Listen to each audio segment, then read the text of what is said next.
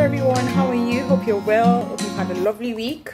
I've had a lovely week. I've had quite a number of days off work, and it's been very nice to relax and get ready for the next quarter of the year. Kids are going back to school. There's a lot going on at work. There's a lot of things, you know. We always think about, especially 2020, we have to think about it in seasons and rhythms. So we've gone past one rhythm, we're going into another one. We're going to September. You know, it's the last quarter of the years. Where I come from in Nigeria, we say the Baba months. I can't believe it's already September already, but yes, we're going into the next quarter of the year. The kids are going back to school. It's a new school year. It's a new, so many things that are going to happen. So I just want us to just be thankful for those of us who are still here, thankful that we've come thus far. I can't believe that we've made it. In March we would have never thought we'd be here, but we're here now. So thankful, grateful, thankful for everyone who watches the videos, who gives me feedback. I'm so thankful, I'm so grateful, and I really appreciate all of the support and all of the encouragement. So today I'm going to be reading from a book called Letter from a Birmingham Jail by Martin Luther King. If you followed my page for a while, you know Martin Luther King is someone that I absolutely admire. He's a role model, even though he's no longer alive, but his writing and everything that he stood for still lives after him. His work lives after him, and he's someone that I absolutely look up to and actually consider a mentor, even though he's no longer here. He died at the age of 39, but what he stood for and the values and the integrity of what he stood for really speak to me and resonate with all the things that I think are my values as well.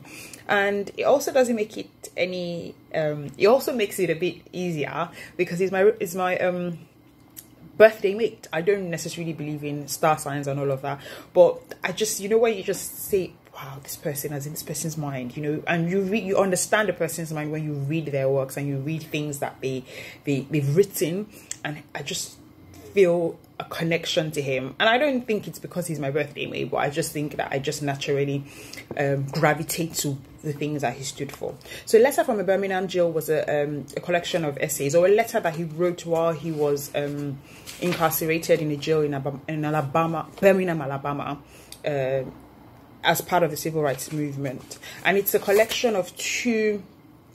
This particular collection is a collection of two of his letters or essays. And the Letter from a Birmingham Jail was talking and addressing issues with racial justice and how the church had responded at the time. But then he talks about the 3 dimensions of a complete life, and that's what I'm going to be reading from today. He talks about the 3 dimensions of life. I'm going to be reading from page 32, and I will quickly read that. I don't think I'm going to be able to go through all of the 3 dimensions today because there's a lot to pack. So I'm just going to pick one, which is the length of life, and then I'll take out the lesson from that particular part of the dimensions that he spoke about. And I don't know, I think this book is a book that you really need to drill into, and there's so much to discuss and so much to unpack from it.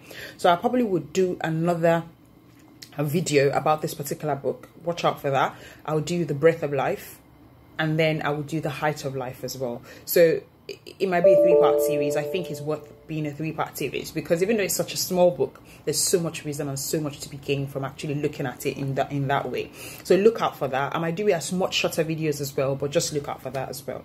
So I'll just talk about, I'll read what he describes as the dimensions, and then we'll go into the length of life. And there are 3 dimensions of any complete life, to which we can fitly give the words of this text: length, breadth, and height. Now, the length of life, as we shall use it here, is the inward concern for one's welfare. In other words, it is that inward concern that causes one to push forward to achieve his own goals and ambitions. The breadth of life, as we shall use it here, is the outward concern for the welfare of others. And the height of life is the upward reach for God. Now, you got to have all 3 of these to have a complete life.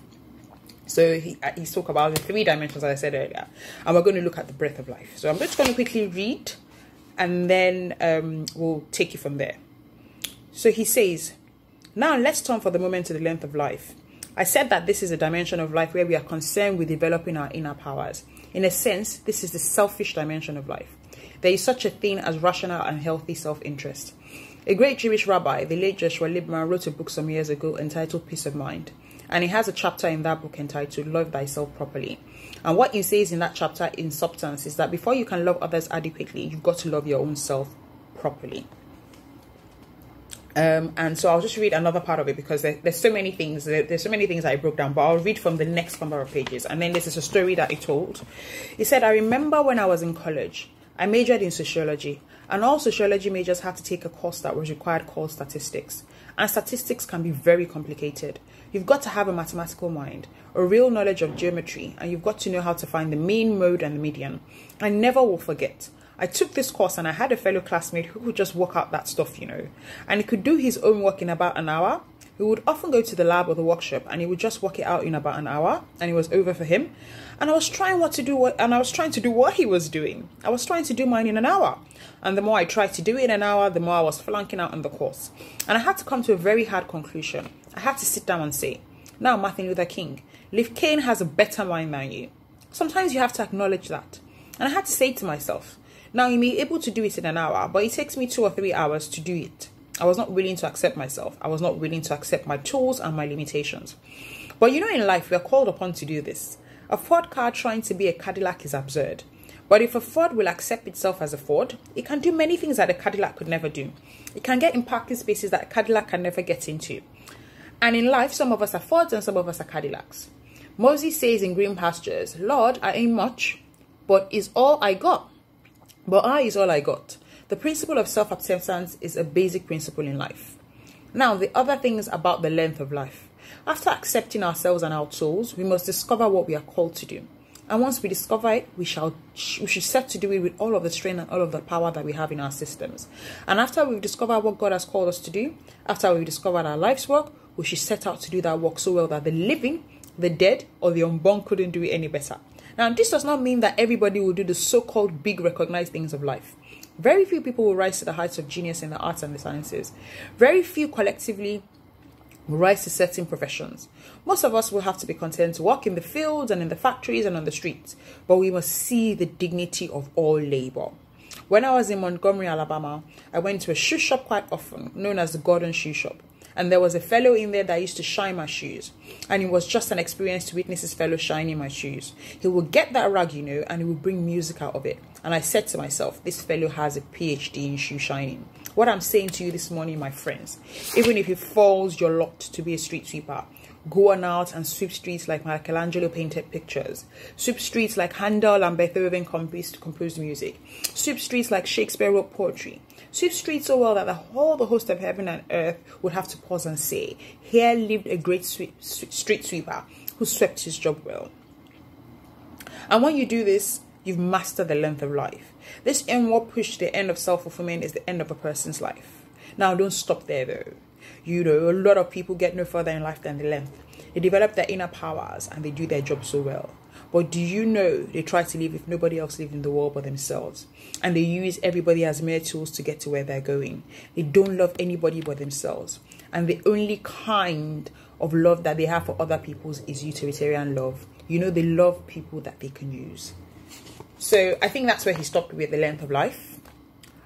But there were so many things that he said in there that are so profound and so wise. A lot of times we're not willing to accept. And I said, you know, I said earlier that I can really, really resonate with Martin Luther King.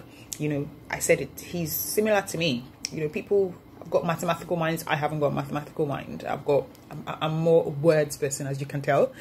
But it's me being willing to accept that disadvantage, or not disadvantage, so to speak, that limitation, and knowing that, okay, I might not be as able to do it in an hour, but if I apply myself to it, I'll do it in 3 hours. And when it comes to words, I don't have to work that hard. And that's where a lot of people are not willing to accept and are not willing to pay the price for those things that are their tools and limitations. So there's so much to unpack there. You know, he spoke about the fact that a lot of times people are Fords and people are Cadillacs, and people who are Fords spend so much time wanting to be a Cadillac when they would much do better to be the Ford that can park in places that a Cadillac cannot park in. One thing I want to leave with us today, as I read from that book, is what are the tools and the limitations that you've been given? What do you think that are the things that come naturally to you? And what are the things that you think you struggle with a bit? Some of those things that you struggle with, it doesn't necessarily mean that you can never get them. It just means you might have to apply a bit more pressure. But it might mean that you have to own those things that are your natural strengths and then work towards them and make them better.